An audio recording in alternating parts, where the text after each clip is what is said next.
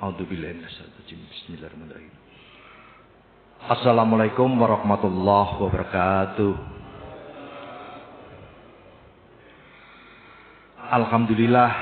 Alhamdulillahirabbil alamin. Pada pagi hari ini kita bisa sholat subuh berjamaah. Mudah-mudahan Allah memberi kekuatan kita untuk istiqomah. Para jamaah, asyhadu an la ilaha illallah wa asyhadu anna Muhammadar Rasulullah. Allahumma sholli ala sayyidina Muhammad wa ala ali sayyidina Muhammad. Sebelumnya perkenalkan, nama saya Wigit. Saya seorang ahli bedah. Jadi kalau jenengan lihat darah pusing, saya kalau lama tidak lihat darah pusing saya, terutama istri saya. Namun demikian, saya pernah pegawai negeri, Pak. 15 tahun pernah dinas di Timur Timur, di Rumah Sakit Sampang, praktek 4 tahun, di Jombang 2 tahun, dan berakhir mengundurkan diri tahun 2000. Satu tok alasannya akhirat. Dan saya dirikan namanya Klinik Bedah Surabaya. Dari awal saya niati sebagai ladang amal dan tasbih saya kepada Allah. Sehingga sampai detik ini saya tidak bekerja sama dengan BPJS. Tapi kalau ada pasien hernia, asal ada surat keterangan tidak mampu dari takmir masjid atau musola, insya Allah saya operasi gratis sampai sembuh. Kenapa? Ya tadi, niatan akhirat. Saya saat ini juga sebagai ketua perhimpunan klinik, ketua umum di Surabaya, membawai klinik spesialis, klinik umum, kemudian juga klinik kecantikan, klinik komplementer. Saya juga menjadi koordinator wilayah 1 perhimpunan klinik Jawa Timur. Namun demikian, saya juga sebagai ketua takmir, Pak. Nanti jam 6 sama kita akan kerja bakti. Saya juga sebagai ketua takmir merangkap imam masjid. Namun demikian, kita banyak belajar dari pasien, Pak. Nanti kita bahas ya. Jadi kalau jenengan datang ke dokter sakit gitu ya, ini praktis saja. Misalnya sakit hernia, datang ke saya minta operasi. Atau yang paling banyak pasien saya itu kanker payudara. Kemudian datang, saya tanya, Bu, apakah pengen sembuh? Iya dok. Pengen sehat? Iya dok. Atau jenengan olahraga, kan sering kita olahraga, pengennya apa? Sehat ya. Kira-kira itu bener atau salah, Pak? Bener. Kurang tepat. Kurang tepat. Kita simak nanti, karena kita harus awali dari niat yang sama dulu. Niat saya, niat jenengan harus sama. Petunjuknya satu, bukan petunjuk saya, Allah. Simak nanti. Surat Hud, surat ke-11, Pak. Ayat ke-15 dan 16. Saya bacakan aja. A'udzubillahi minasyaitonirrajim. Man kana yuridul hayatad dunya wasinataha nuwati ilaihim akmalahum fiha wa hum fiha la yubqasun. Barang siapa wasinataha nuwati ilaihim akmalahum fiha wa hum fiha la yubqasun. Barang siapa mendaki dunia dan perhiasannya. Sehat itu dunia, Pak. Sehat itu dunia. Allah akan beri sempurna apa yang dia usahakan. Dituruti namanya. Tidak dirugikan sedikit pun. Jadi kalau jenengan sakit, siapa tahu akhir hayat kita, biasanya rata-rata kan melalui sakit dulu, Pak. Dan sakit itu tidak terduga-duga. Kemudian jenengan datang ke dokter, tujuannya sehat. Dituruti, Pak, sehat beneran. Kanker payudara, Datang ke saya operasi, insya Allah sehat beneran. Tapi, lah ini tidak enaknya. Diancam sama Allah. Ayat ke-16-nya. Ulaika alladziina laisa lahum fil akhirati illan nar. Wa habita ma sunau fiha wa batilum ma kanu ya'malun. Itulah kata Allah. Kalau tujuanmu cuma dunia, tak turuti katanya. Tidak dirugikan sedikit pun. Tapi zong di akhirat. Zong Pak di akhirat. Hapus pahalanya, tempatnya di mana? Neraka. Saya umur 65. Hobi saya badminton seminggu 3 kali Pak. Senin, Kemis, Ahad pagi. Kalau Senin, Kemis itu malam jam 8 sampai jam 11. Kalau tujuannya saya sehat saja, atau pasien mau operasi tujuannya sehat saja, dapat sehat saja, tapi zong di akhirat. Jadi bagaimana tujuannya? Harus selalu dikaitkan dengan akhirat Pak. Ini merubah mindset kita. Mudah-mudahan jenengan akhir hayat sudah mulai mengupdate tujuan niat itu di hati Pak. Jadi tujuannya bagaimana? Contohnya, sering saya katakan ke pasien, kalau jenengan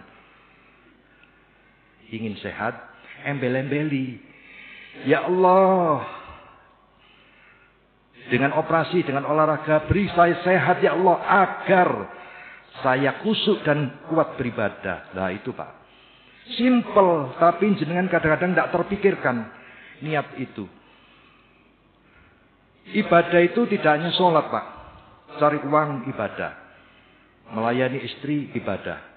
Jadi macam-macam. Jadi harus ada embel-embel akhirat. Insya Allah. Kalau jenengan ada embel-embel akhirat, kebaikan akhirat akan difasilitasi kemudahan Pak. Contoh lagi, jenengan biasanya kan tahu fadilah ya, fadilah Pak. Fadilah itu apa? Keutamaan ya. Sering kita itu iri dengan fadilah. Jadi orientasi kita fadilah. Contoh, kalau kita sholat duha. Sholat duha itu agar apa Pak? Rezeki lancar, pekerjaan lancar kan gitu. Lah itu kayaknya eman-eman. Lakukan saja lillahi ta'ala. Karena Allah. Jangan kecuali fadilah akhirat. Contoh fadilah akhirat ya. Dengan membaca surat As-Sajdah antara maghrib dan isya. Saya melakukan soalnya. Ya. Saya ambil fadilah apa? Karena nanti di padang mahsyar, surat yang saya baca itu, surat As-Sajdah itu mengembangkan sayapnya Pak, melindungi saya dari teriknya padang mahsyar. Nah itu insya Allah tidak apa-apa, karena kita tujuannya akhirat. Sering juga pasien Pak, ini belajar dari pasien dulu ya sebelum kita bahas, karena topiknya kan kesehatan ya. Pasien yang datang ke saya kanker payudara itu rata-rata terlambat Pak datangnya, bosok-bosok, rata-rata begitu. Nah setelah saya tanya, ini jadi pengalaman juga, Bu, padahal dia itu nun sewu, bukan orang tidak punya uang Pak, punya uang Pak, orang kaya, bukan tidak berpendidikan, berpendidikan tinggi, bukan tidak mengerti agama, banyak yang istrinya ustadz, ya. Apakah di luar kota? Tidak, rata-rata juga dalam kota. Tapi pertanyaannya, datang itu kanker payudaranya kok sudah jebrot-jebrot. Saya bertahun-tahun, mulai tahun 98 jadi dokter bedah Pak, belajar dari situ. Kok bisa-bisanya datang itu sudah jebrot, sudah cekot-cekot, baunya busuk. Ya. Begitu saya tanya, rata-rata jawabnya sama. Sama Pak, apa? Takut ketemu dokter. Rata-rata begitu, takut dioperasi. Nah pertanyaannya, begitu ketemu saya, lah kok langsung minta operasi? Pertanyaannya, apa yang bisa diambil pelajaran? Ternyata satu-satu saja Pak. Begitu ketemu saya, satu yang saya katakan, saya menghayati surat Al-Hijr, ya.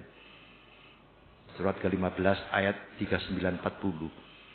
Yang kurang ajar itu setan Pak, iblis. Karena mereka sudah divonis sesat, maka akan cari bolo, ya. Kecuali ayat ke-40-nya. Hamba Allah yang mukhlasin. Istilahnya mukhlasin, beda dengan muklisin. Kalau mukhlasin itu sudah ikhlas. Kalau mukhlasin, kalau muklisin itu masih proses Pak. Tapi rupanya begitu saya katakan, Mbak, Bu, tidak ada yang kebetulan di dunia ini. Seluruhnya Allah yang ngatur. Kenapa kok nun sewu? Kankernya katakanlah di payudara kanan atas. Tidak bawahnya, tidak sebelahnya, bukan payudara tetangganya. Makanya sama. Artinya apa? Tidak ada sesuatu yang kebetulan termasuk pertemuan kita hari ini. Artinya apa? Kita harus ikhlas. Loh, saya katakan satu aja Pak, ikhlas. Apa yang terjadi? Langsung kendel. Saya pertama terinspirasi punya pasien Pak. Datang itu dia ustadzah, ngajar di Pucang. Langsung masuk ke ruang praktek, ya. Klinik saya namanya Klinik Bedah Surabaya, di Ngagel Pak. Datang langsung diotong-otong Pak, diotong-otong. Rupanya yang nganter ini keluarga dan sahabatnya. Masuk tanpa melalui resepsionis, langsung masuk ke tempat saya. Kaget saya, waduh, pasien mau mati ini bahaya gitu. Kalau mati di sini agak ruwet. Sebentar, jangan ditidurkan, saya bilang, jangan ditidurkan dulu. Pikiran saya nanti kalau ternyata sudah mati ya saya suruh balik aja gitu. Ternyata sebentar, jangan tidurkan dulu. Sakit apa ini? Gitu. Ini Dok, sebulan yang lalu Ustadzah ini sudah datang ke dokter Stomo. Terus ada benjolannya Dok di lehernya. Katanya gondok, struma. Disuruh operasi Dok. Sampai rumah pulang, atang-atang terus sampai sebulan Dok. Ya kayak gini kondisinya. Kalau makan didulang, jadi nggak tahu apa yang muncul di hati saya. Tahu-tahu saya kurang ajar, setan itu, saya bilang gitu. Saya tidak punya karakter model gitu Pak. Tapi tidak tahu kok kurang ajar, setan itu. Dudukkan. Mereka bingung. Iki dokternya gendeng tak ya apa gitu. Pasien wis atang-atang gini suruh duduk gitu ya. Dudukkan saya gitu. Ya Allah Pak, saya periksa itu segini loh gondoknya. Sepanjang ilmu saya, gondok segini ya, gondok segini itu tidak mateni, tidak menyebabkan kayak model gitu. Mereka dipegangi semua, pegangi Pak. Ini fakta ya, dipegangi semua. Begitu dipegangi, saya gambar gondok itu begini ya. Orang lahir procot punya gondok kiri kanan, bentuknya kayak kupu-kupu. Gondok membesar macam-macam, antara lain ada tumornya. Tumor itu ada dua, jinak sama ganas. Ya. Kenapa kok sisi sini, sisi kanan, katakanlah gitu. Padahal kayak kupu-kupu. Tidak sisi kirinya. Tidak tengahnya gondok yang kena. Tidak gondoknya yang nganter. Artinya apa? Tidak ada yang kebetulan, Bu. Dia begini terus, Pak. Tidak memandang saya. Tidak memandang saya. Makanya ibu harus ikhlas. Loh, saya hanya kata satu. Ikhlas. Apa yang terjadi? Iya, Dok. Merinding saya. Iya, Dok. Siap, Dok, saya mau operasi. Duh, bayangkan. Saya aja kaget, Pak. Duh, saya tidak punya ilmu macam-macam. Saya tidak bisa ruqyah. Saya tidak punya tenaga dalam segala macam. Langsung, Dok. Iya, Dok. Semua kaget, Pak. Termasuk dokternya, saya juga kaget. Ya Allah, gitu. Langsung mau operasi. Dan saya, begitu dia, iya, Dok, saya minta operasi. Saya takut, Pak. Karena sudah terlentang sebulan, nanti dioperasi, mati gitu ya. Akhirnya apa? Saya operasi besoknya. Alhamdulillah, sehat. Dari situlah saya makin yakin. Kurang ajar setan itu. Begitu pasien-pasien saya, kanker payudara datang. Saya tanya, kenapa kok sampai datang terlambat? Satu tok tadi. Begitu dia tidak menyadari, tidak ikhlas Allah yang ngatur, setan masuk ke hati, meniupkan rasa takut berlebihan. Ngajak sesat. Setan itu selalu ngajak sesat. Tidak ketemu jalannya sembuh, Pak. Akibatnya apa? Datang ke paranormal, ke alternatif, minum herbal sak truk, tidak waras itu. Begitu sudah cekot-cekot, bau, ibadahnya pasti tidak kusuk, Pak. Seluruh keluarga bingung. Itu senengannya setan. Coba remote-nya.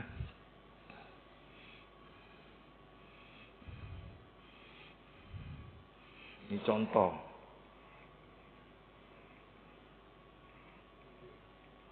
Nah, di tempat saya itu, alhamdulillah, Pak.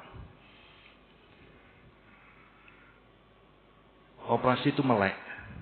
Ya, melek.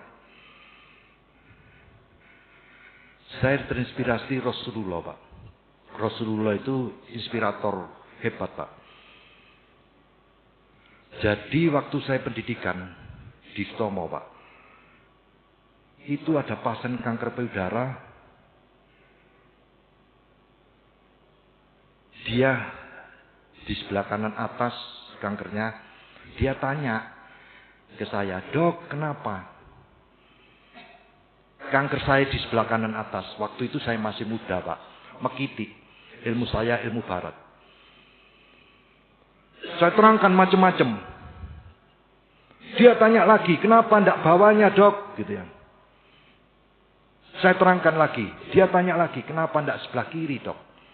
Pertanyaan simpel itu, Pak. Ternyata saya sudah mau lulus. Tidak bisa menjawab, Pak. Langsung saya, ya Allah, tidak bisa jawab. Maka dari itu langsung saya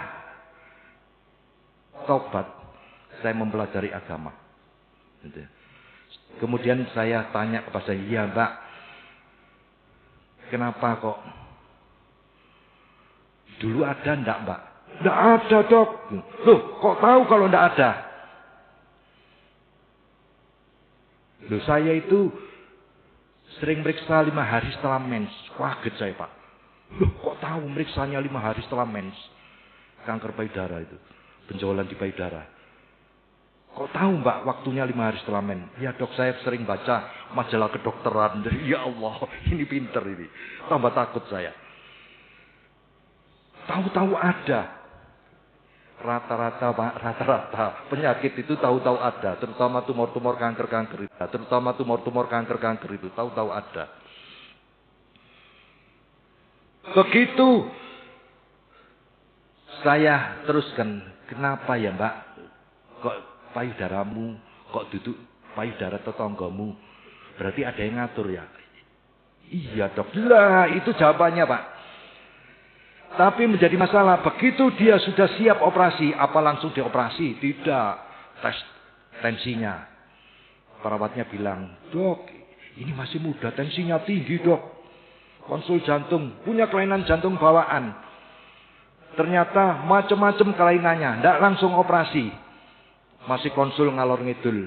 Akhirnya apa yang terjadi? Belum diapa-apakan, belum dioperasi, mati karpe dewe, Pak.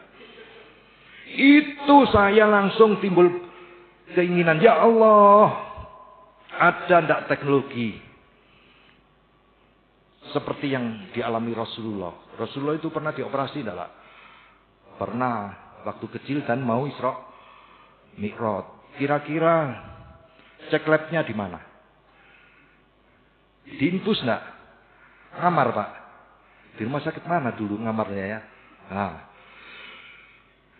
saya, ya Allah, ada ndak teknologi yang ndak ruwet? Jawabannya Allah, tenang le, ono, tapi ono syarate katanya. Apa syaratnya? Iqra. Iqra itu tidak hanya baca Al-Quran, Pak. Baca alam, neliti. Umat muslim itu senengannya memakai hasil penelitian saja. Kon teliti rodo aras-arasen. Padahal perintah Iqra itu kita. Nun sewu, yang nemukan listrik lampu ini siapa? Orang Islam bukan? Bukan. Masjidil Haram, Nabawi. Di Gaza pakai listrik, Pak. Saya, alhamdulillah, ya, menang lomba karya ilmiah dulu tahun 77, 78, yang pertama lagi di Indonesia, Pak. Jadi ngalurin teliti ada, karena ayah saya mendogmakan itu, bahwa orang Muslim itu jangan hanya pengertian Iqra itu hanya baca Al-Quran, teliti. Dan saya alhamdulillah juga jadi guru SMA dulu 7 tahun di Surabaya. Murid saya juara 1 lomba karya ilmiah, Pak. Padahal SMA-nya tidak terkenal. SMA Cakrawidya Widodaren di Widodaren dekat orang jual duren sana. Sama SMA Pegiri 6 di Ngagel Mulia. Jadi saya hanya terinspirasi itu. Ya Allah, ada ndak teknologi? Teman saya ketawa semua, Pak. Ndak ono kit. Operasi diambil payudaranya, ya mesti cek infus ngamar. Lah bayang kamu apa ya? Diambil karena wonge melek iso berzikir gitu ta. Itu mukjizat. Saya ndak peduli, Pak. Karena apa? Doa itu gaib, ndak perlu masuk akal. Jadi kalau kita lihat, kita bahas 5 ayat saja ya, surat As-Sajdah ayat 5 sampai 9. A'udzubillahi minasyaitonir rajim. Bidabbirul amra minas sama'i ilal ardi summa ya'ruju ilaihi fi yaumin kana miqdaruhu alfasanati mimma ta'udun. Dialah yang membuat urusan dari langit ke bumi. Urusan itu dikembalikan ke atas dalam waktu 1 hari, tapi menurut perhitungan kita sama dengan 1000 tahun. Artinya itu Allah, Pak, yang hebat. Makanya ayat kelimanya, ayat berikutnya, ayat ke-6. Dzalika ilmul ghaibi wasyahadatil azizul hakim. Yang demikian itulah Tuhan yang mengetahui gaib dan nyata. Dia Maha Perkasa, lagi Maha Penyayang. Kita di dogma ada gaib, ada nyata.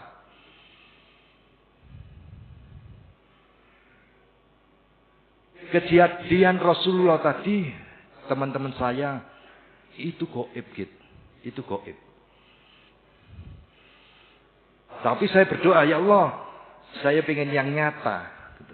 Mirip-mirip itu saja. Kenapa?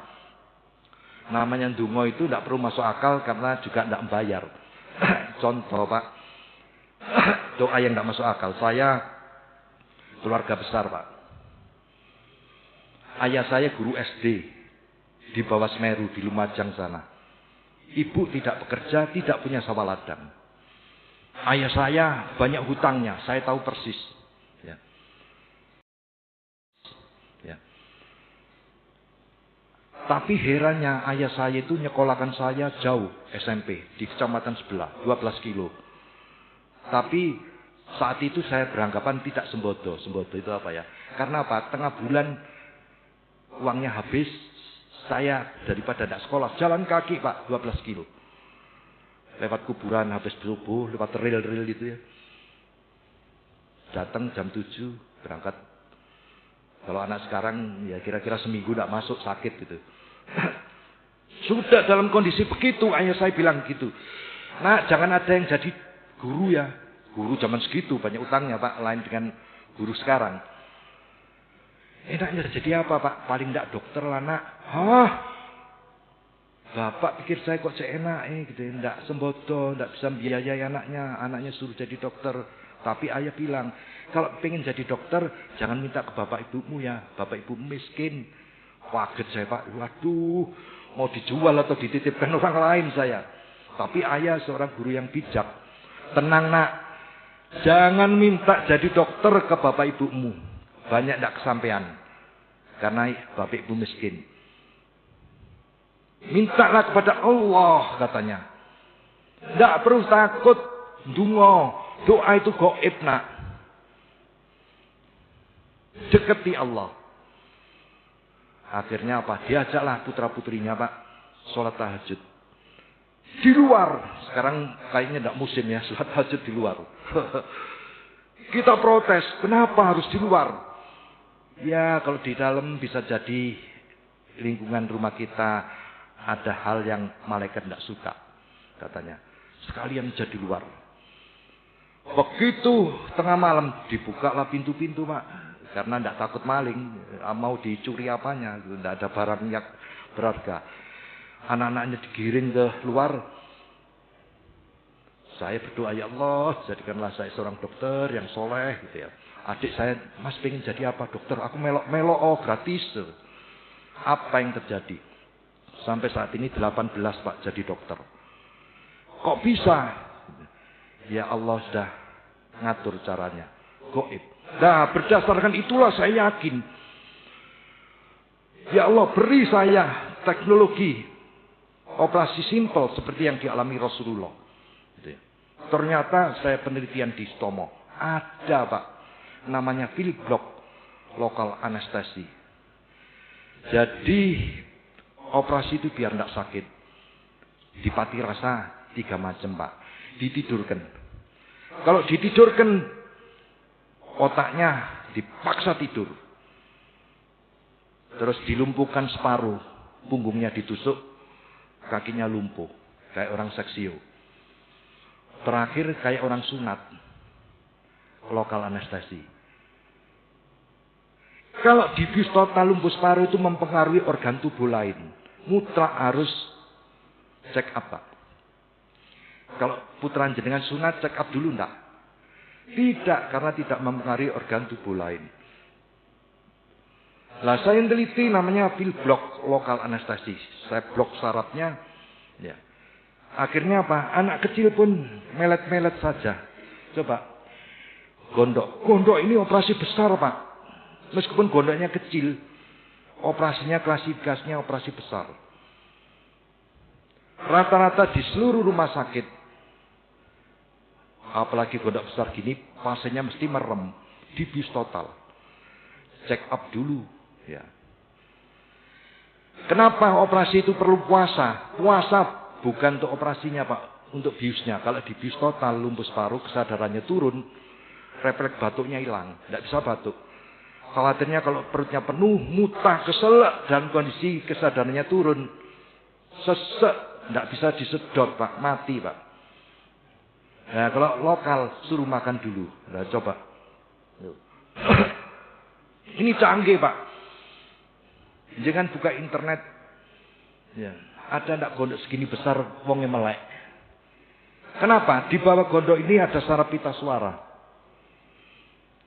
Kalau putus tidak bisa disambung Pak. Rata-rata operasi gondok mesti tidur kan. Ya.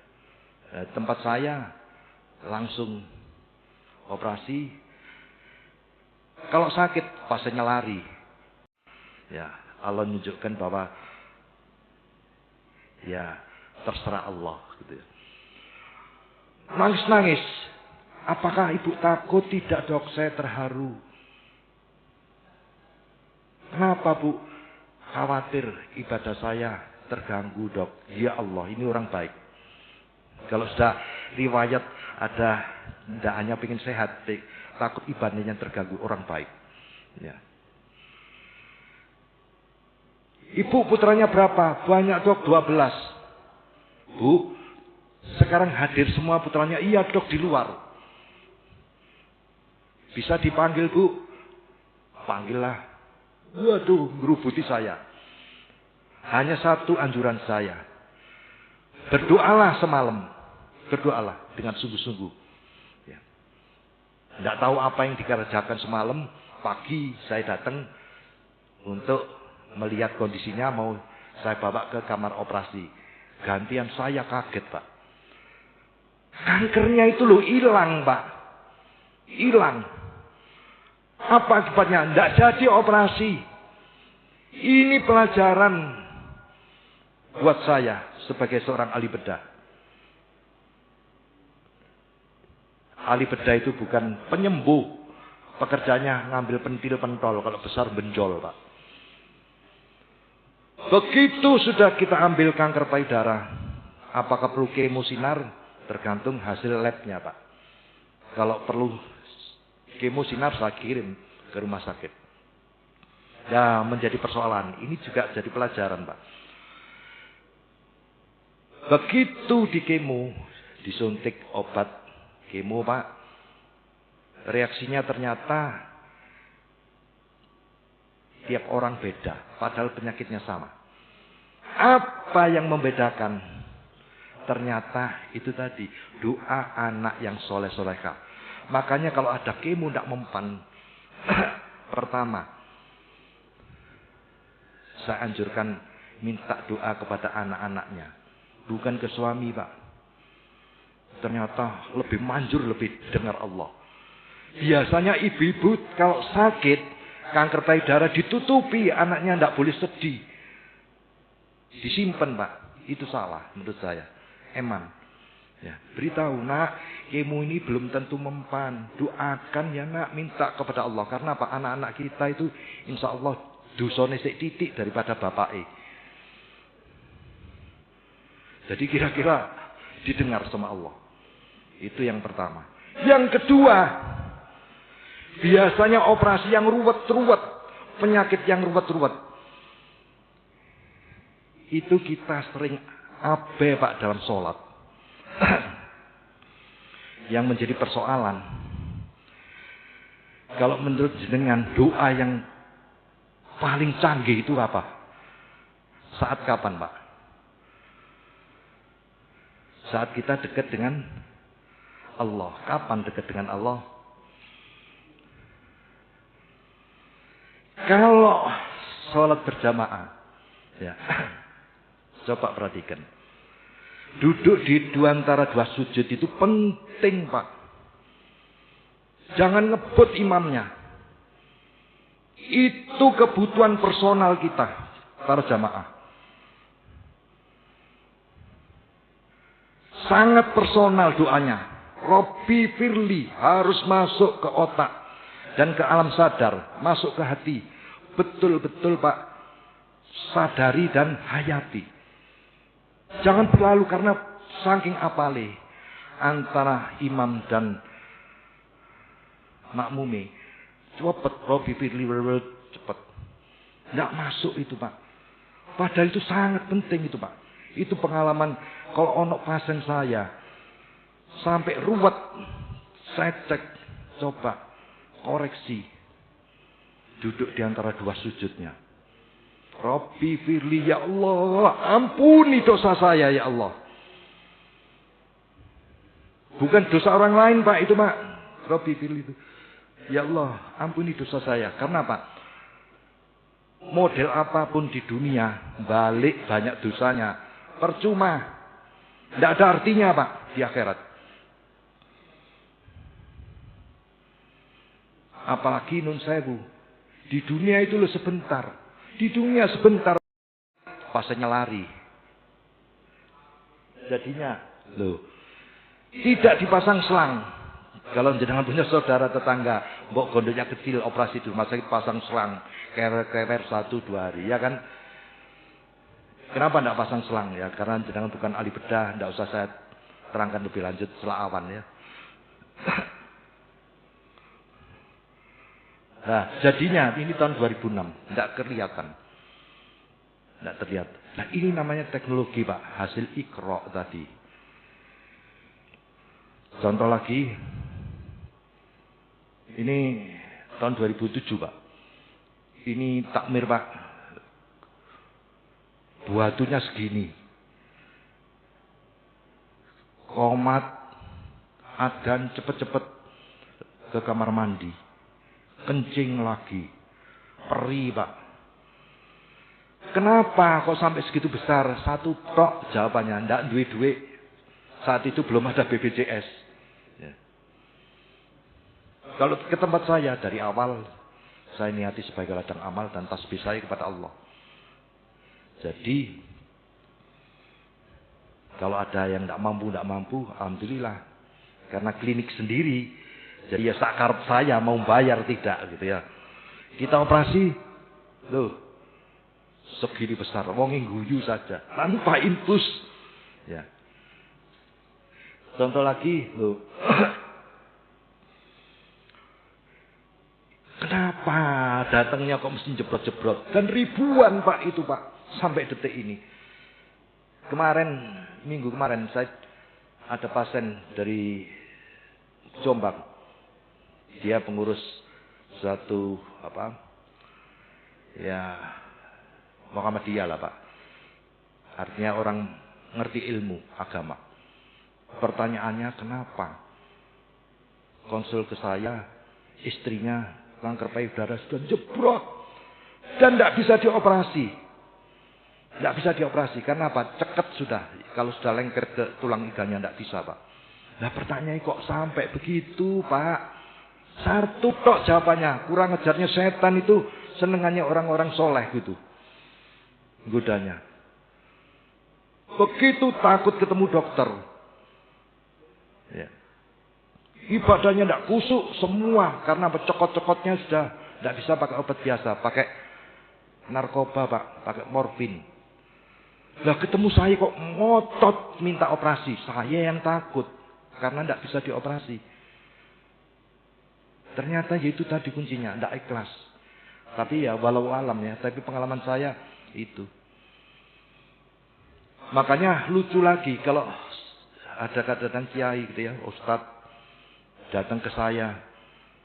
Yang pertanyaannya saya gelidik itu gini, Pak.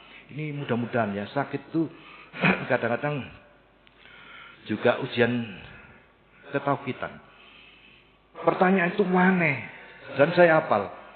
Kalau goda wong biasa gitu ya. Tidak banyak pertanyaan. Kalau ustadznya ya Allah, pertanyaan itu konyol kalau menurut saya. Apa pertanyaan? Dok, kalau nanti dioperasi dokter jamin tidak bisa sembuh. Ya Allah. Minta jaminan, Pak. Dikira saya yang sebagai penyembuh. Dikira saya yang buat penyakitnya. Itu hati-hati. Tapi ada pelajaran, Pak. Pertama ya, dari pengalaman saya. Doa anak itu tidak harus nunggu kita mati, Pak. Yang didengar Allah. Saat kita sehat pun, doa anak yang soleh-solehah itu penting. Ini pengalaman saya. Saya yang buka kamar operasi di Lantamal 5. Dulu Lantamal 3 namanya. Tahun 97, Pak. Tahun berapa ya? Ya, 97. Ada pasien dari Sumeneb. Kanker payudara. Malam saya visite, nangis-nangis dia. Nangis-nangis. Putranya berapa, Bu? 12. Secara teori, Pak, kalau nyusui anak 12 itu bukan kena kanker payudara, kena kanker rahim. Tapi faktanya sekarang ya Allah menunjukkan bahwa sebentar di dunia sebentar, Pak. Akhirat sebentar lagi. Di dalam Al-Quran itu banyak ayat yang diartikan di dunia itu sebentar, akhirat sebentar lagi. Rabbi firli warhamni. Begitu sudah Nun sewu, diampuni dosanya. Baru pantas minta disayangi. Lah si akeh dosane njaluk disayangi. Ya ndak pas. Jadi Rabbi firli warhamni. Setelah disayangi baru wajiburni ya Allah, tenggelamkan, tutupi aib saya. Aib saya itu banyak. Apalagi jadi pejabat. Wong takmir aja ya kadang-kadang banyak aibnya, ya kan? Baru kalau sudah ditutupi aibnya, pantas diangkat derajatnya. Warfa'ni, minta ya Allah, angkat derajat saya. Jangan sampai wis derajatnya dhuwur, aibnya dibuka. Ya Allah, malu Pak, malu. Malu, tidak hanya kepada Allah, sama manusia malu. Baru warzuqni, minta rizki ya Allah. Tapi model bagaimana? Derajat tinggi, aib ditutupi, ya. Rizkinya banyak, tapi maksiat. Makanya wadini, beri saya petunjuk. Petunjuk. Nah, kemudian ini Pak penting. Wa'afini ya Allah. Percuma semua itu. Lah ndak sehat. Ibadahnya pastilah wis ndak kusuk. Ndak kuat. Makanya penting. Wa'afini ya Allah. Wa'afini. Baru Bapak Ani. Maafkan saya ya Allah. Jadi itu mohon imam itu juga memberi kesempatan. Ke makmum. Makmum hayati itu Pak. Itu sudah saya ingatkan ke ribuan pasien Pak. Ternyata hasilnya alhamdulillah. Karena dia betul-betul menghayati apa yang dia ucapkan. Kalau hanya diucapkan saja, berlalu begitu saja, eman. Karena apa? Persoalan kita ya berkutat itu saja. Yang didoa itu sangat personal. Termasuk minta sehat tadi. Pasien ini Pak, sudah ngamar 10 hari di rumah sakit tempat saya pendidikan. Diambil contohnya rencana kemosinar. Kemosinar. Bayangkan dipulangkan dalam kondisi gini, mau kemosinar. Bagaimana ngerawatnya? Pakai pempes raksasa. Duit sopo gitu pempes, dia tidak bisa bekerja. Belum baunya, belum cekot-cekotnya. Dibuka sedikit, bior. Berdarah. Akhirnya dilarikan ke Stomo, ngamar 10 hari, transfusi. Dipulangkan lagi ke rencana kemosinar. Datang sore-sore ke klinik saya Pak. Saya lihat ya Allah. Lihat wajahnya sudah. Kalau tak buka, saya buka matanya. Kosong Pak, hampa. Tanpa harapan. Langsung saya, Mbak mau operasi tak? Mbak mau operasi tak? Diem aja. Waduh, iki wong bisu tuli kok. Langsung saya masukkan gitu. Akhirnya saya lihat di luar. Siapa yang nganter? Ada tukang becak sudah sepuh, sudah tua. Pak, saudaranya ya? Bukan Dok. Wah Madura iki Pak. Bukan Dok. Saya ngantar. Tapi tenang saja Dok. Ibunya sudah sepuh di Beratang. Dekat rumah saya berarti. Sudah pasrah Dok ke saya. Bayangkan Pak. Model gini dipasrahkan tukang becak. Orangnya bisu tak Pak? Enggak Dok. Wah berarti ini orang stres. Langsung saya balik, saya gudo. Mbak. Pengen gini tak? Gitu. Dokter lah ngomong Mbak. Ngomong. Stres saya. Mau operasi tak? Dokter guyon. Lu dikira guyon saya Pak. Saya bilang enggak guyon Pak. Serius. Ini wis sore. Mau operasi tak? Ya wis Dok. Begitu dia ngomong ya wis Dok. Saya yang proses enggak? Ada. Bisa dipelajari? Bisa. Gitu ya. Bisa dipelajari. Bisa diintervensi? Bisa. Misalnya kasih garam 1 kilo. Jadinya roti manis atau asin? Asin. Nah sama. kita dijadikan sari dari sperma. Karena prosesnya dijadikan, maka bisa dipelajari, Pak. Siapa yang mempelajari? Dokter, perawat, bidan. Nun sewu, waktu kita titip sperma, keluarnya sperma kan sebentar, Pak. Cerut gitu ya. Tapi coba yang dititipi ibu, ya, istri kita 9 bulan 10 hari, itulah yang jaga prosesnya. Luar biasa. Jadinya soleh-solehah seperti ini itu tidak terlepas dari ibu-ibu, Pak. Karena apa? Nun sewu, ada obat kecil namanya talidomid, Pak. Itu sudah tidak boleh beredar di dunia. Karena kalau ada ibu hamil minum itu, misalnya mual-mual minum itu, rata-rata lahir tanpa tangan, tanpa kaki.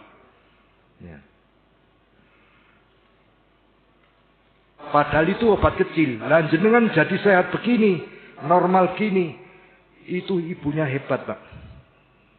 Melindungi dari pengaruh buruk. Namun demikian, jenengan pernah dengar enggak? Ada bayi lahir tanpa batok kepala. Pernah enggak? Ada bayi lahir tangannya buntung. Enggak ada kaki.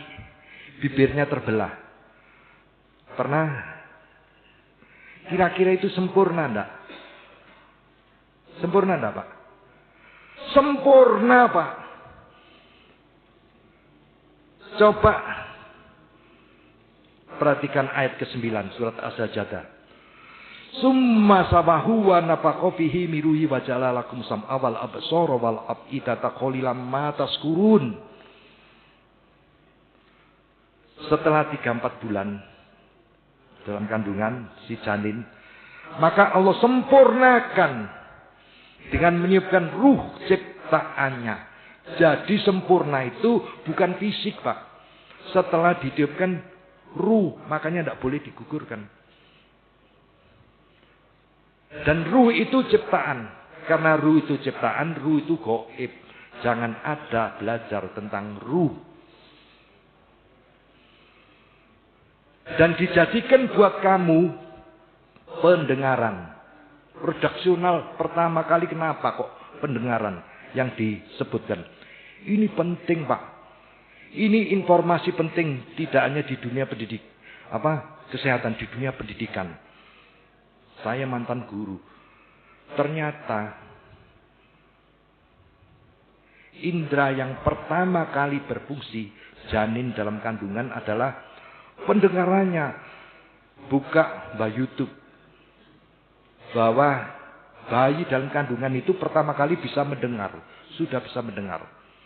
Makanya nun sewu, kalau putra-putra jenengan sekolah umur berapa, Pak? Kira-kira sekolah putra jenengan umur berapa? Paling kecil 4 tahun. Itu sekarang kasep, Pak. Itu sudah kuno. Dengan teknologi canggih sekarang, sekolah itu mulai dalam kandungan. Mulai dalam kandungan, Pak. Cucu saya yang ke-9, cucu saya 9, Pak. Yang ke-9 sudah menggunakan teknologi sekolah dalam kandungan. Jadi sekolah itu dalam kandungan sudah. Selain itu ada pekerjaan rumah, ada PR-nya, Pak. Ada PR-nya.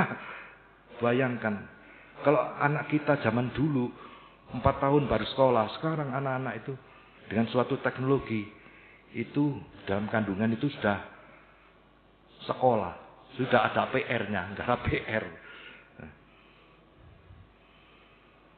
Dan dijadikan buat kamu penglihatan kedua. Jadi setelah pendengaran berfungsi, penglihatan, Pak. Maka ngomong, ya wis dok, saya yang stres, Pak. Lu kok gelem gitu. Tapi karena teknologinya simpel, langsung, Pak, saya operasi tuh. Ya. Tuh, langsung. Nun saya bisa tinggal tengahnya. Ini bukan tanda tangan saya, wigit, bukan, Pak. Tapi memang irisannya pas. Dia karena masih nona. Dan saya tahu persis ini jinak, Pak. Modelnya medeni, tapi ini jinak. Tidak perlu kemo sinar. Dan sampai detik ini orangnya sehat tanpa kemo sinar. Langsung berdiri, langsung pulang. Tanpa infus, tanpa puasa. Ya. Langsung pulang. Nah ini Pak, operasi langsung pulang gini ini merugikan rumah sakit.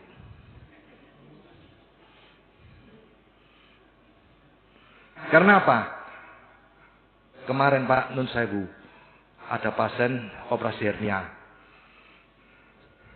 Sudah menghadap saya, habis operasi saya resepi obat. Saya pikir mari diresepi pulang. Ternyata, dok, saya izin ya dok. Loh, izin apa? Saya kembali ke kamar operasi dok. Loh, kenapa Pak? Nunggu teman saya masih mau besuk. Ya Allah. Jadi begitu teman-temannya datang baru keluar dari kamar operasi di video. Aduh. Kata, ya itu ruginya ndak ada yang nyambangi gowo apel. Kalau langsung pulang. Jadi simpel Pak operasinya. Simpel. Nah begitu sudah diberi kesehatan, sembuh, harus meningkatkan takwa. Jadi kalau ada pasien tidak pakai menutup aurat, tidak pakai hijab, mesti saya nasihati. Kecuali laki-laki Pak pakai hijab saya larang gitu. Nah, anak ini juga gitu. Di mana-mana kalau ada hernia anak kecil mesti ditidurkan Pak. Di tempat saya, waktu saya ambil kantong hernianya, anaknya bilang, Pak Dok, imbu Pak Dok. Imbu apa? Bonus Pak Dok. Ya Allah nak, bonus apa? Sunat gitu. Oke, separuh, seperapat atau kabeh nak, seperapat Pak Dok. Nah ini akhirnya saya operasi imbunya ini Pak. Tuh seneng dia. Seneng. Ini bukan gaib, ini nyata. Nah, tapi Pak, kalau di surat As-Sajdah tadi, ya. Zalika alimul ghaibi wasahadatil azizur rahim. Dialah Tuhan yang mengetahui gaib dan nyata, Dia Maha Perkasa lagi Maha Penyayang. Kita di dogma ada gaib, ada nyata. Contoh gaib ayat berikutnya, Pak. Allah ngasih contoh. Alladzi ahsana kulla shay'in khalaqahu wa bada'a khalqal insani min tin. Allah jadikan apa yang Dia ciptakan ya sebaik-baik bentuk dan memulai penciptaan manusia pertama dari tin, tanah. Siapa manusia pertama, Pak?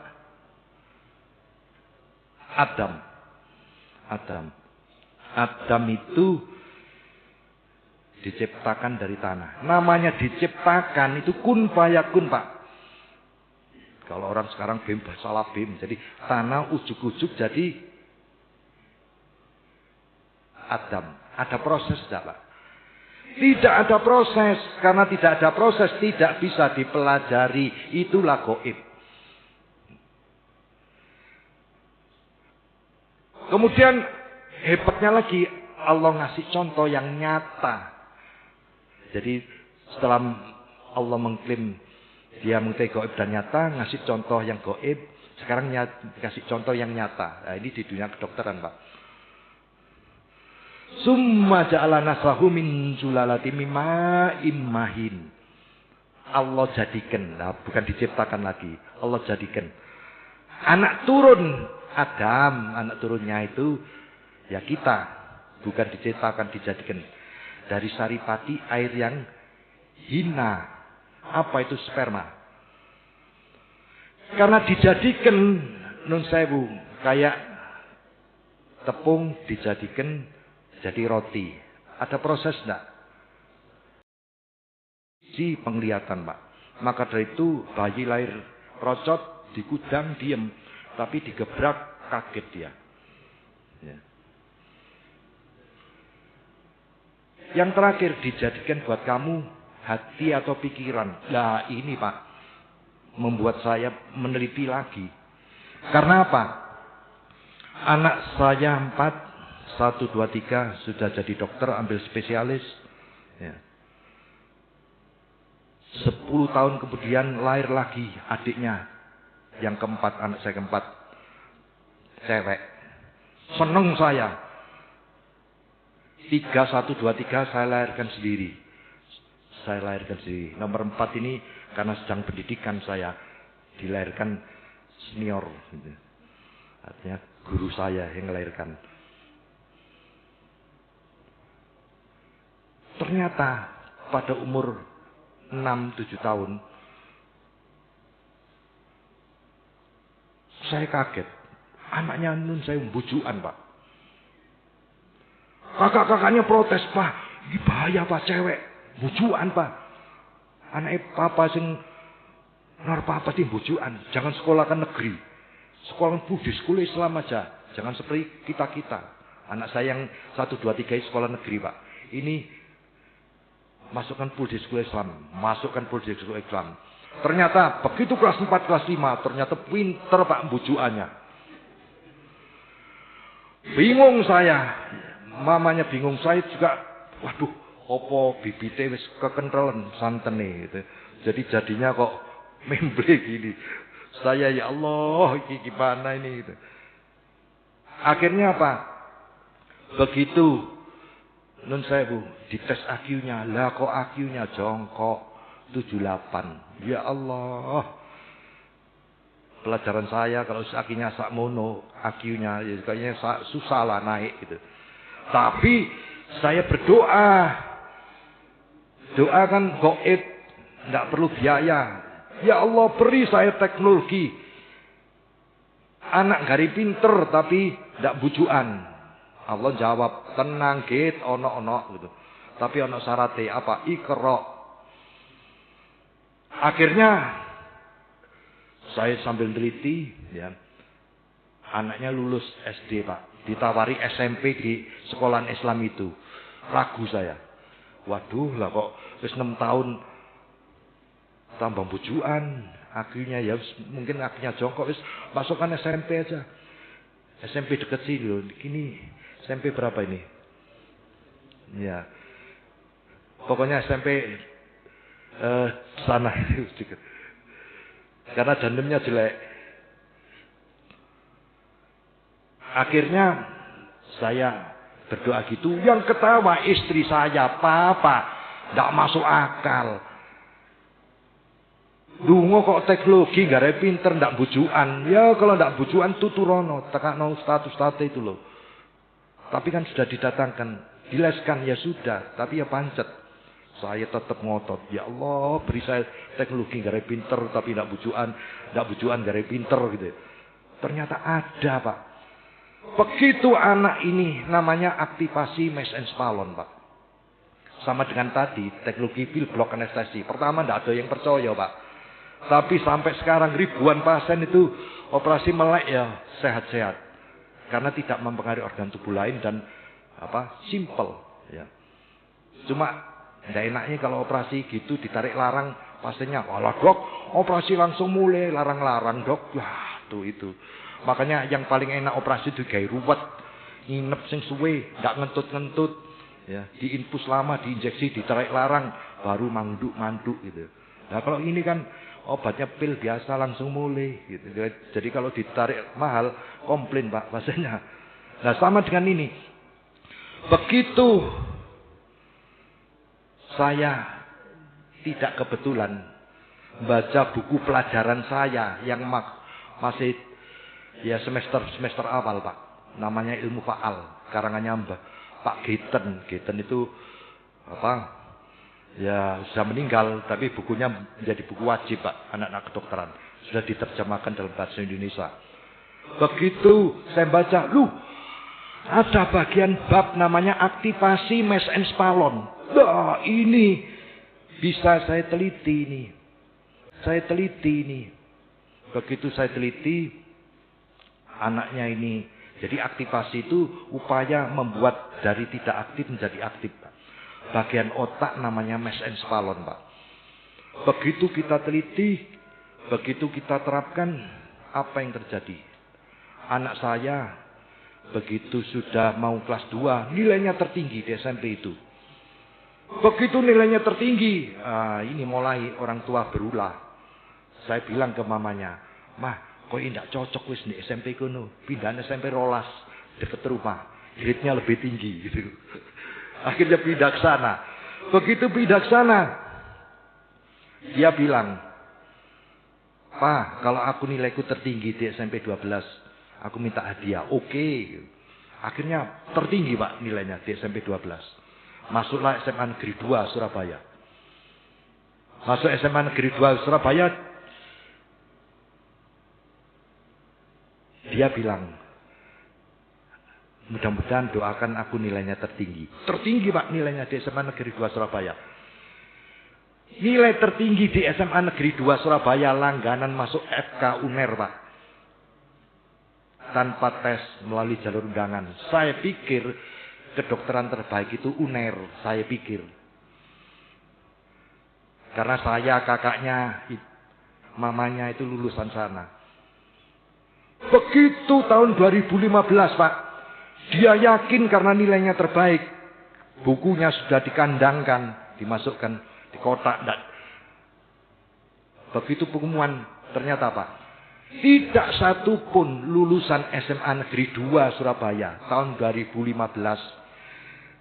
Tidak satu pun yang diterima di FK UNER melalui jalur undangan. Di backlist SMA-nya karena ada kakak kelasnya diterima tapi tidak dimasuki katanya. Ya Allah, stres, Pak, kita. Akhirnya kakaknya, "Dek, daripada nganggur di SMA Fakultas Kedokteran Muhammadiyah Malang aja, Dek." Dipaksa kakaknya akhirnya masuk di sana, Pak. Baru saya, ya Allah, inilah pilihan Allah. Keinginan saya, mamanya, kakaknya FK UNER. Tapi rupanya pilihan Allah itu terbaik, Pak. Ya Allah, alhamdulillah. Tidak seperti saya dulu. Seluruh pelajarannya dikaitkan dengan kebesaran Allah di sana. Masalah kedokteran. Dan ada komunitas penghafal Al-Quran. Macam-macam. Ya Allah. Dia bisa mendoakan saya. Saya dulu waktu usia segitu kok tidak iso ndonga gitu. Alhamdulillah lulus sebagai wisudawan terbaik, Pak. Ya. Dan alhamdulillah sekarang masuk spesialis objin di UNER tahun ini. Karena dia juga aktif ngajar di bimbingan tes engineer. Dia ngajar objin juga. Jadi kira-kira di tes objin ya kira-kira alhamdulillah. Gitu ya. Nah, ternyata, Pak, teknologi itu saya terinspirasi. Ya, non-muslim juga teorinya. Tapi teknologinya ada di dalam Al-Quran. Apa itu coba jenengan? Nah, ini jadi sekedar 2 menit ya mungkin. Jadi cikal bakal otak manusia itu muncul di dalam tabung saraf waktu kita masih janin. Berupa 3 benjolan, Pak. Saraf kita waktu dalam kandungan itu berupa 3 benjolan. Yang paling atas itu disebut prosencephalon. Prosencephalon. Tidak usah dihafal, tidak keluar di ujian. Jangan tegang. Ini sekedar diketahui saja. Tapi lihat tadi Allah itu memang menggelitik untuk kita ikro ya. Bawahnya disebut mesencephalon, benjolan bawahnya. Paling bawah disebut romencephalon. Anehnya, coba Allah itu membuat keanehan ini biar kita berpikir, Pak.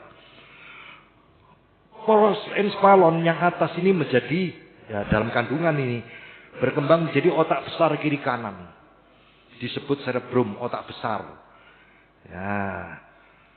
Kemudian delesep yang putih menjadi talamus, subtalamus, hipotalamus, hipotalamus ya, talamus, subtalamus ya, talamus, talamusan gitu aja ya.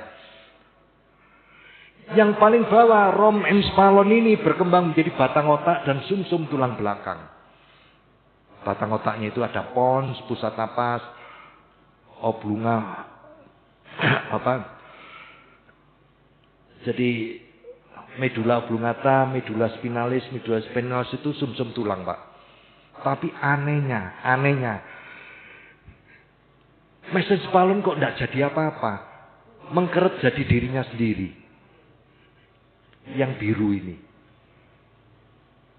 Kok aneh ya? Wong lainnya jadi macam-macam. Loh kok mesencephalon enggak? Akhirnya ditelitilah. Yang telitilah Pak Geten ini, guru saya. Karena bukunya ini buku wajib. Orangnya sudah mati, Pak. Dia nyetrumi otaknya monyet. Kalau otak besar disetrum, setrumnya tidak jalar. Tapi begitu mesencephalon disetrum, loh kok seluruhnya kesetrum tanpa kecuali. Loh, ada apa dengan mesencephalon? Akhirnya diteliti lebih lanjut, ternyata Allah itu maha adil. Nah ini Pak, Allah itu maha adil. Jadi kalau kita teliti, ternyata Allah maha adil. Apa adilnya? Seluruh jabang bayi, ibunya beragama atau tidak, diberi hak yang sama oleh Allah. Apa? Mesencephalon jabang bayi itu seluruhnya aktif, Pak. Begitu lahir, lah pilihan. Ada yang tetap aktif secara alamiah, mayoritas tidak aktif. Tergantung siapa? Ibunya ternyata, Pak. Bukan bapaknya. Jadi ibunya itu luar biasa. Tergantung ibunya. Mesencephalon yang aktif secara alamiah ditemukan pada orang-orang jenius. Penghafal Al-Quran, olahragawan hebat, seniman hebat, termasuk dikaruniakan pada orang buta. Ternyata Pak, untuk menjaga mesencephalon jabang bayi lahir procot tetap aktif, banyak hal yang bisa dilakukan ibunya, Pak. Ini Pak Giten teorinya, Pak, tapi coba ini pelajaran wong Islam. Apa? Lakukan gerakan otot sendi yang teratur. Kalau wong Islam apa? Sholat. Makanya kalau ibu hamil, rajinlah sholat. Sholat yang bagaimana? Tepat waktu. Jangan beri kesempatan mesencephalon tidur. Menjadi masalah ibu-ibu kalau hamil sedang masa adzan ya habis. Ya diteruskan Mak, tidak tepat waktu. Itu nggarai mesencephalonnya tidur. Kedua, rangsangan visceral usus apa? Puasa. Menjadi persoalan. Kalau orang hamil, Allah memberi keringanan, boleh tidak berpuasa. Ibu-ibu kalau dikasih diskon rebutan, memilih tidak poso nih. Tapi kalau ibu yang pinter, asal kandungannya sehat, ibunya sehat, dibelan-belani Pak. Poso, sunnah gitu ya. Baca bukunya Didi Corbuzier. Ya, tidak apa-apa secara kesehatan ya. Asal ibunya sehat, kandungannya normal. Yang terakhir, rangsangan audiovisual. Apa itu Pak? Ngaji ini Pak jadi teknologi. Sekolah dalam kandungan pakai teknologi itu. Jadi ternyata saya kalau ada anak sudah terlanjur lahir, mesencephalonnya tidak aktif, pengen diaktifkan juga pakai teknologi ini. Saya terinspirasi apa? Di dalam Al-Quran itu dahsyatnya gelombang suara. Dahsyatnya gelombang suara dalam Al-Quran. Kalau kita nanti jagat raya mau hancur, kiamat, maka ditiupkan apa Pak? Sangkakala. Gelombang suara sangkakala itu. Gelombang suara ada dua, terdengar sama tidak. Nanti kalau kiamat suaranya terdengar atau tidak Pak? Terdengar enggak? Bah terdengar bah enggak, podo enggak rone, enggak penting.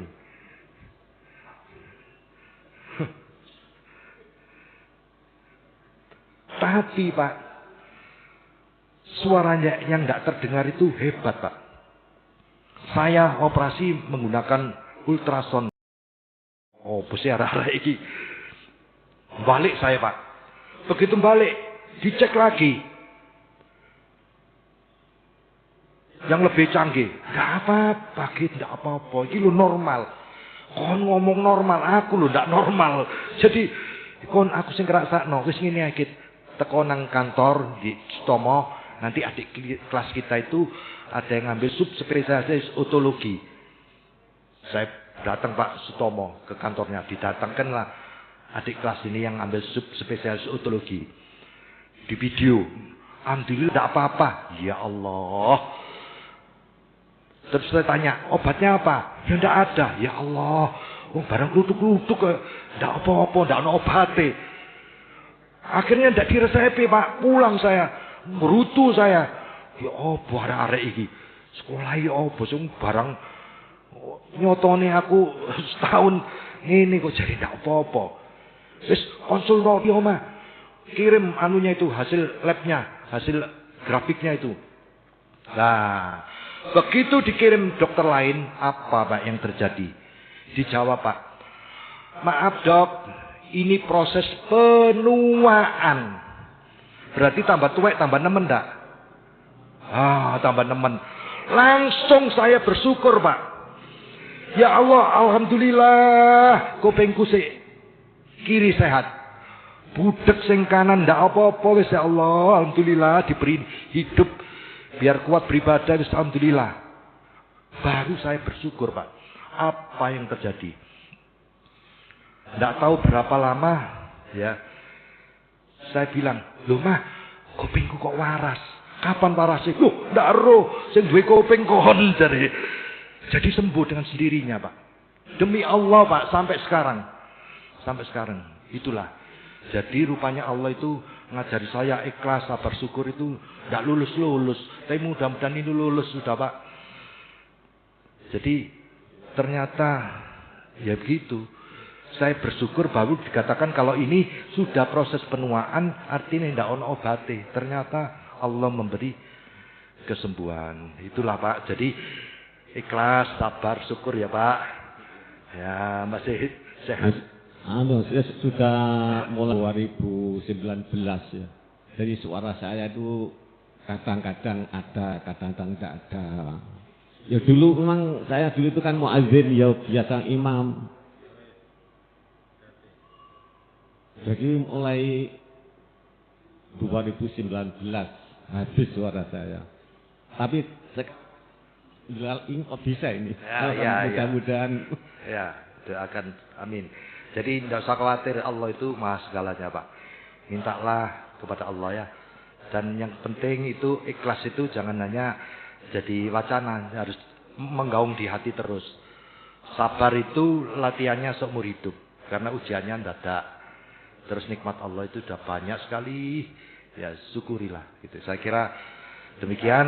Mudah-mudahan ada lagi yang mau ngempet pertanyaan cukup ya. Karena sudah siang saya juga mau kerja bakti. Saya kira demikian. Atas perhatiannya. Wassalamualaikum warahmatullahi wabarakatuh.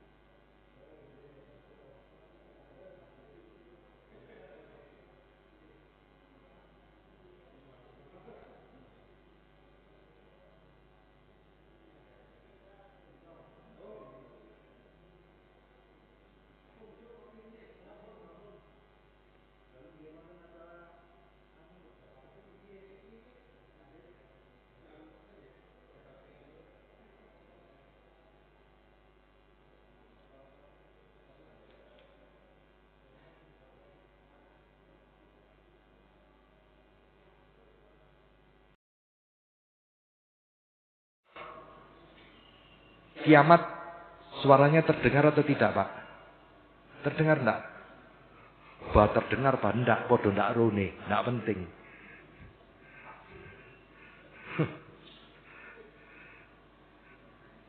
Tapi, Pak, suaranya yang enggak terdengar itu hebat, Pak. Saya operasi menggunakan ultrason gelombang suara yang didengar, Pak. Ternyata bisa mencaca mengiris tanpa berdarah. Gelombang suara itu. Jadi bisa mencaca mengiris tanpa berdarah. Saya operasi ambeien di klinik. Itu 7 menit, Pak. Tidak sakit sama sekali. Orangnya langsung bisa beraktivitas. Nah ternyata saya membangunkan mesencephalon yang tidur pada anak-anak ini juga pakai gelombang suara terdengar dan tidak. Karena apa? Kalau kita sudah hancur masuk kubur mati, penasaran, saya pakai, Pak, untuk mengaktifkan diri saya sendiri. Ternyata ya pancet lalian, yang penting bojone gitu. Tapi ini kan pada olahraga hebat juga. Jadi alumni kita itu ada pembulu tangkis nasional, perenang nasional, pecatur nasional, yang penghafal Al-Quran itu ribuan, Pak, yang jadi sarjana ribuan, jadi dokter ribuan, jadi alumni kita. Jadi begitu saya coba, tapi kayaknya ya itu tadi, kalau untuk badminton itu kok lebih enak gitu. Sama teman-teman saya yang muda-muda, Dok, minum vitamin apa, Dok? Ya enggak vitaminan saya bilang. Tapi alhamdulillah, Pak. Kemarin saya kena COVID itu ya 6 bulan, Pak, atang-atang, enggak bisa duduk, enggak bisa jalan, miring sesek, berdiri enggak iso. Jangan coba nanti 2 hari 2 malam ojo miring, ya apa rasanya boyok. Saya 6 bulan. Saya di ventilator itu Pak, pakai bantu napas itu 2 minggu. Begitu ventilatornya mau dilepas, saya tidak bisa, ketergantungan. Akhirnya dilobangi, di tracheostomi. Dilobangi. Begitu dilobangi, dipindah dari ICU ke ruangan 2 minggu. 2 minggu di ruangan, tidak ada perbaikan, Pak. Miring tidak iso, lungguh tidak iso, kaki ditekuk tidak bisa, karena tidak ada perbaikan, non-stop pakai oksigen. Dipulangkan, Pak. Ya Allah, dipulangkan. Ngenes, Pak. Pikir saya, waduh kon mati di oma ini gitu. Dipulangkan sampai di rumah. Kan ditandu, Pak. Tidak bisa agak tinggi, proto ditandu. Di rumah 4 bulan. 4 bulan non-stop pakai oksigen, tidak bisa duduk, tidak bisa berdiri, tidak bisa miring. Apa kok saya masih hidup? Pertama, masih ditunda mati saya. Sama dengan mati jenengan. Sama dengan mati jenengan. Ditunda, jangan khawatir. Nomor 2, saya merasa sering nasihati pasien gini. Pak, Bu, enggak ada penyakit kebetulan, ikhlas ya. Gaya ya, Pak, ngomong. Ikhlas ya. Sabar ya. Karena bar itu dekat dengan Allah. Ingat surat Al-Baqarah ayat 153. Orang beriman minta tolong ke Allah itu dengan 2 cara. Apa? Sabar dan sholat. Redaksional dulu. Kenapa? Tidak mungkin bisa melakukan sholat kebaikan lain-lain kecuali orang sabar. Tapi enaknya akhir ayat 153. Artinya apa? Allah akan menyertai orang-orang yang sabar. Berarti dekat dengan Allah itu enak enggak? Enak. Tapi jangan khawatir. Ayat 155.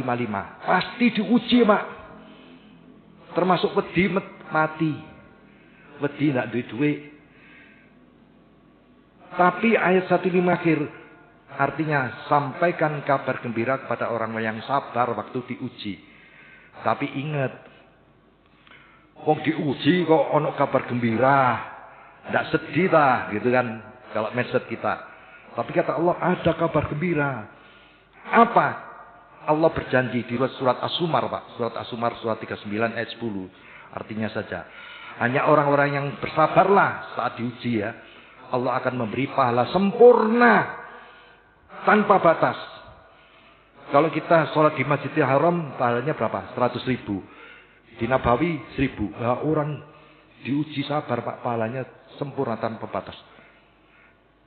Dan terakhir banyak bersyukur. Jadi itu 3 kata itu yang sering saya sampaikan ke pasien. Ikhlas ya, sabar ya, syukur. Rupanya Pak, waktu saya sudah megap-megap ya, di rumah sakit BDH, sudah tidak bisa pakai oksigen yang di tembok itu. Dokternya, perawatnya bilang, dokter ini sudah perlu ventilator dok. Tapi maaf ya dok, seluruh ventilator sak Surabaya terpakai dok. Di ICU terpakai semua. Maaf ya dok, waduh mati saya wis kentekan ventilator. Tapi begitu sak jam kemudian ada berita lagi, dok ada yang mati 1 dok di ventilator. Oh dipakai. Saya tidak langsung alhamdulillah gitu, pedih Pak ya. Innalillahi wa inna ilaihi raji'un gitu. Monggo dok dipakai. Langsung saya tolak Pak. Langsung saya tolak. Pedih Pak, pedih mati. Saya punya grup ya pakai ventilator ya matian ya. Jadi pedih saya. Begitu ditawarkan saya, langsung saya tolak. Anak-anak saya video call. Kaget saya Pak. Pak, yang mati 1 yang ventilator di ICU itu tidak kebetulan. Itu Allah yang ngatur, ikhlas ya Pak. Waduh, ini kata-kata mutiara saya ini. Sabar ya Pak. Papa sabar, banyak bersyukur. Waduh, komplit. Ini kata mutiara mulai tahun 98 Pak ke pasien. Langsung takut Pak. Ya wis nak, mau di ventilator. Begitu di ventilator, ya, minggu ketiga saya bangun Pak. Begitu nun saya sesek Pak, sesek pol. Waduh, megap-megap sesek pol. Saat sesek itulah nun sewu, ya.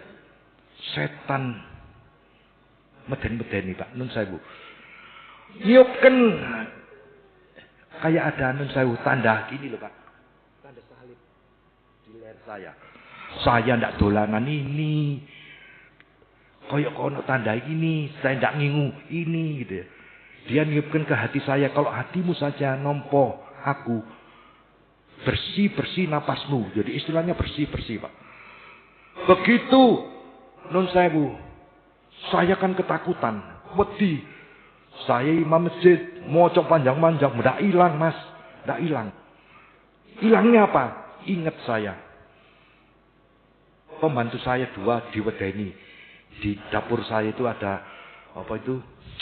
Yang rambutnya panjang, wajahnya roto itu apa? Bukan ndak bolong ini. Kuntilanak. Pak, enten niki. Saya bilang, tenang ae. Ndak usah wedi, soalnya saya ndak pernah lihat. Ndak usah wedi, tenang ae. Ndak usah maca dawa-dawa. Ucapkan ta'awud. Nah, ini penting Pak.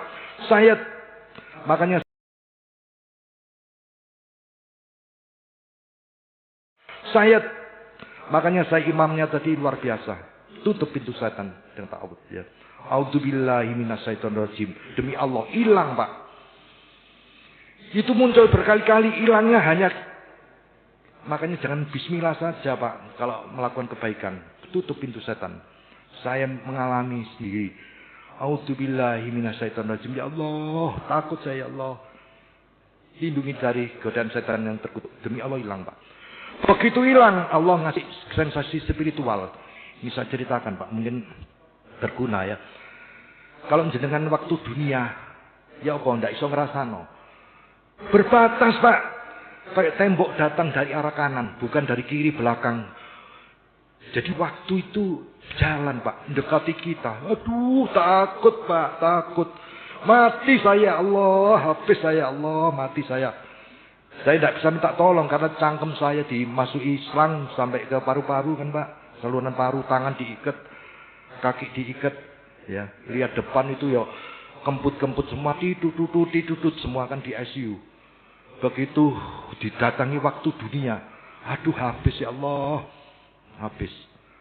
Ada satu keinginan saya Pak. Apa itu? Persis surat Al-Munafikun. Ingat-ingat Pak. Persis surat Al-Munafikun. Surat 63 ayat 10. A'udzubillahi minasyaitonir rajim wa antikum mimma razaqnakum min qabli ayatikumul mautu wa yaqula rabbi laula alih aku ripin Pak Asod aku minasolikin. Jadi persis itu Pak. Berbagilah dengan sebagian rezeki yang diberikan Allah gitu. Agar kamu tidak menyesal. Waktu mati ingin ditunda matimu hanya pengen apa? Sodako. Pengen jadi manusia yang soleh. Persis itu. Makanya nun sewu. Saya meskipun gratiskan pasien. Banyak gratiskan pasien. Saya ketua takmir Pak. Saya dokter bedah. Ya. Saya imam masjid. Saya noto sandal Pak. Saya ngersi karpet juga. Karena takut saya khawatir. Saudara sekolah saya bantu pasien. Itu tidak ikhlas gitu ya. Siapa tahu dengan ngersi karpet, nyedot karpet, ya, nata sandal di masjid saya itu sandalnya rapi. Tapi sekarang sudah kurang pekerjaan saya karena mau saya toto loh kok wis rapi dewe gitu. Ternyata jamaahnya wis noto dewe. Ya, itu keinginan kita nanti. Baru setelah itu nun sewu. Begitu sudah tidak tergoda setan, saya tenang Pak. Saya tenang diberi sensasi spiritual itu. Ya. Begitu waktu ini deket, wedi Pak, apa yang ada di otak saya? Saya ingin husnul khotimah. Dengan baca apa Pak? La ilaha illallah, la ilaha illallah. Menjadi persoalan, ini mungkin jadi pelajaran buat anak kita. Sampaikan Pak. Atas izin timnya di ICU, anak saya yang waktu itu bekerja di sana, sekarang dia diterima di rumah sakit UNER Pak, spesialis gigi anak. Itu naruh recorder di telinga kanan saya, banter, isinya murotal Pak. Maksudnya baik, memberi nuansa Islami, tapi ya Allah terganggu saya. Saya fokus la ilaha illallah, ini di rumah murotal.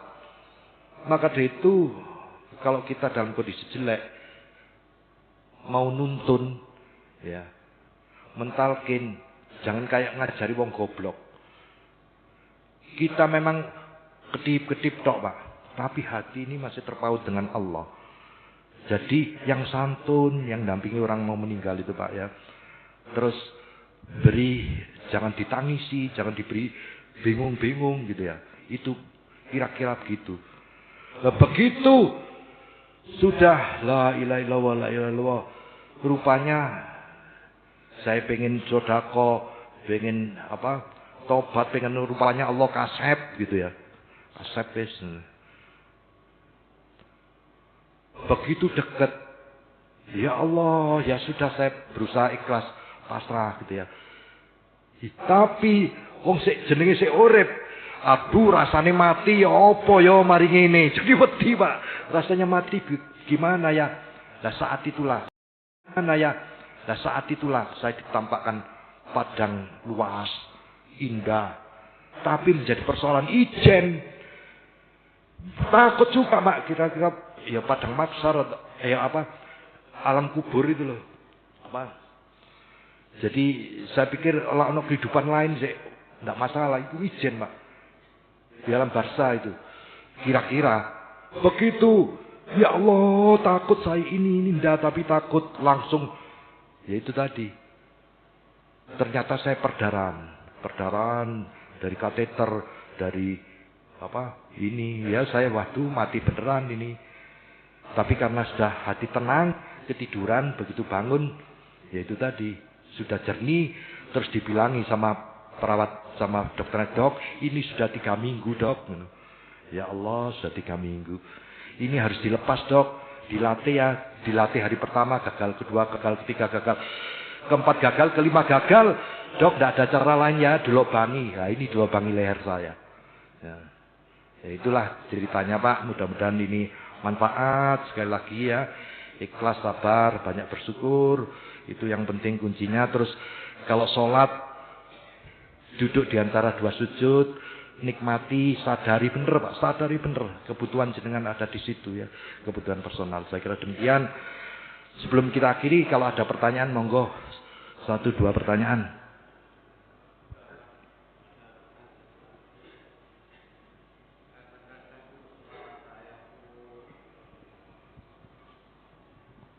Ini Ustaz, kadang-kadang suara saya itu hilang. Ini kok ada datang sendiri, kadang-kadang tidak bisa, tidak ada suaranya Ustaz. Sudah periksa di TAT, sudah di Karang Menjangan, di sana di tes itu bisa, tapi pulang ke rumah, iya tidak ada lagi, tidak bisa. Alhamdulillah ini kok bisa sekarang ini. Iya. Kok yuk saya kok langsung bisa ini. Alhamdulillah. Mudah-mudahan bisa terus. Gini Pak. Ini saya cerita kalau tidak pengalaman pribadi dosa saya. Saya mengalami. Ilmu saya tentang gondok. Gondok itu kan macam-macam. Gondok itu macam-macam ya. Tumor, gondok beracun gitu ya. Jadi macam-macam gondok itu. Saya suatu saat sebelum Covid, ya Allah, saya gondokan. Dalam ilmu saya, kalau gondok model yang saya derita akan berakhir dengan operasi. Akan berakhir operasi, Pak. Nah, menjadi persoalan, saya kan sering ngasihati pasien ikhlas, sabar, syukur, termasuk dengan tadi. Begitu saya ngalami gondok, ya Allah, waduh, sopo sing operasi saya ya? Waduh, kalau saya operasi kan mbek melek. Kalau nanti yang operasi teman saya ditidurkan, diudani, jadi waduh getolanan mbek arek-arek. Jadi saya pikirannya itu aneh-aneh. Tiap saya ngimami, Pak, saya rabah, waduh tambah gede. Sampai 2 minggu tambah besar. Yang saya pikir hanya di rumah sakit mana, sopo sing operasi, sopo sing bius, itu aja di otak saya. Ya. Begitu akhir minggu ketiga, kaget saya Pak. Ya Allah, mulut saya sering ngomong ke pasien ikhlas, sabar, syukur. Lah kok ternyata angel nglakoni.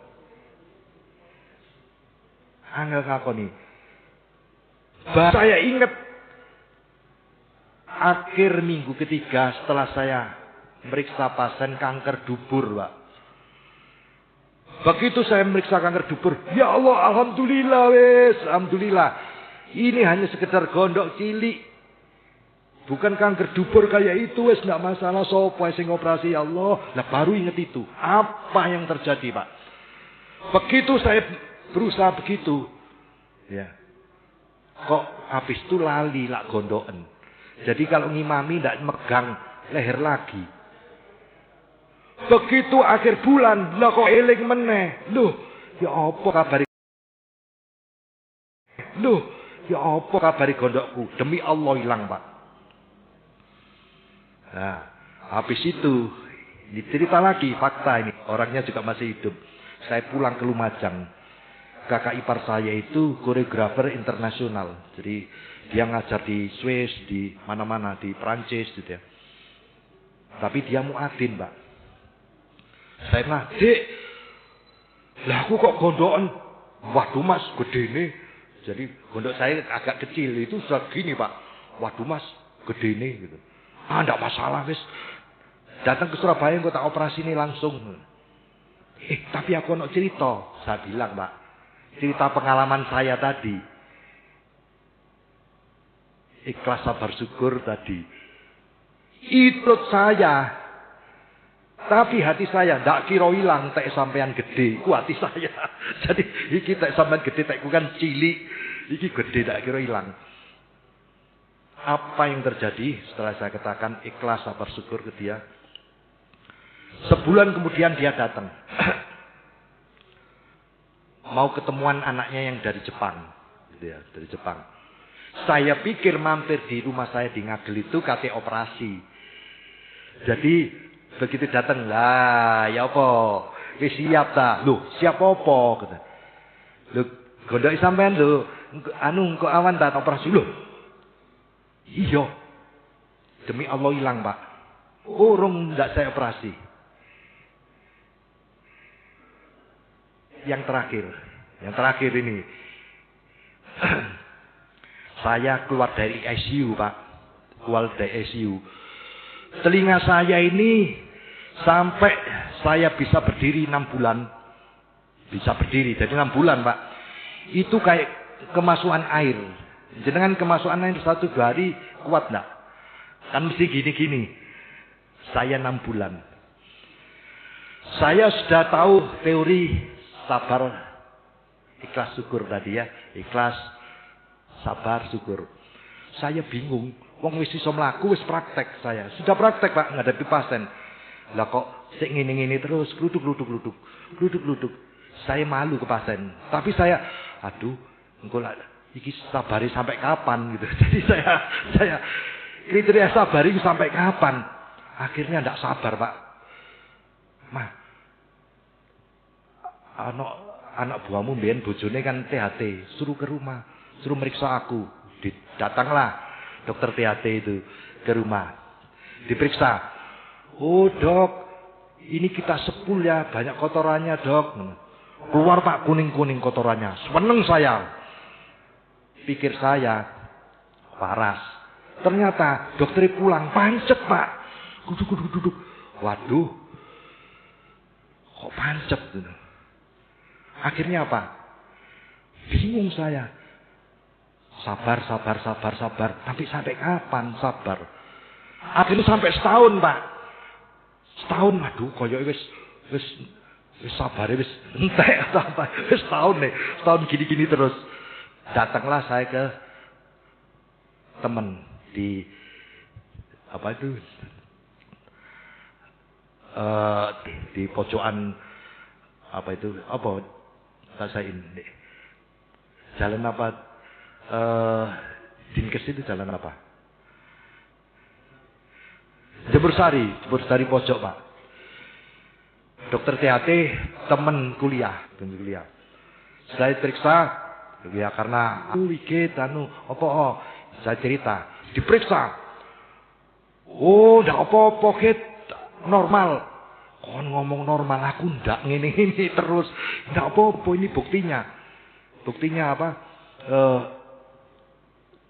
Diperiksa grafik-grafiknya itu normal. Aduh, saya di rumah gini ya, Kit, tak kasih obat ya 10 biji. Kalau kon ngombe siji, waras buahan sing 9. Waduh, kok hebat dipikir saya. Apa yang terjadi? Saya habiskan, Pak, 10 itu. Lah kok pancet? Ya Allah.